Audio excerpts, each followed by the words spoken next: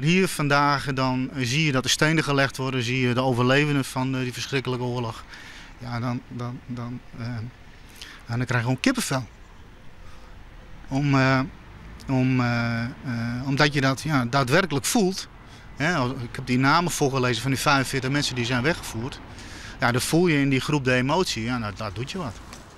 Arjen Mierdema uit Haas is een van de nabestaanden van de Joodse slachtoffers.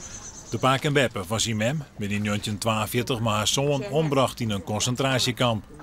Oma heeft de oorlog overleefd omdat zij getrouwd was met een niet-Jood. Dus als je daarover nadenkt, van godverdikke, stel mijn oma was getrouwd met een Jood, ja, dan had ik hier niet gestaan. En dat is dus wel heel, als je daarover nadenkt en je laat je de gevoel erop los, dan ben je wel even van de kaarten. De steen wordt geplaatst voor de 130 Haarse slachtoffers wennen. Het gaat om 44 steen bij 16 adressen, voor elke iemand een steen.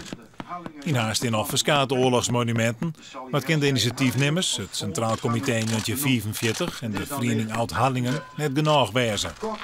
Ik denk dat het nooit te veel van het goede is. Want wij als projectgroep zijn mensen die na de oorlog geboren zijn. Maar wij werden nu ook weer geconfronteerd met wat er allemaal gebeurd is. Dat je er stil van wordt. En ik denk dat het voor deze generatie en die nog komt heel belangrijk is dat dit nooit weer moet gebeuren. De steen wordt geplaatst door de Duitse kunstenaar Günter Demnig. 3 jaar geleden had hij zich in Snitslein.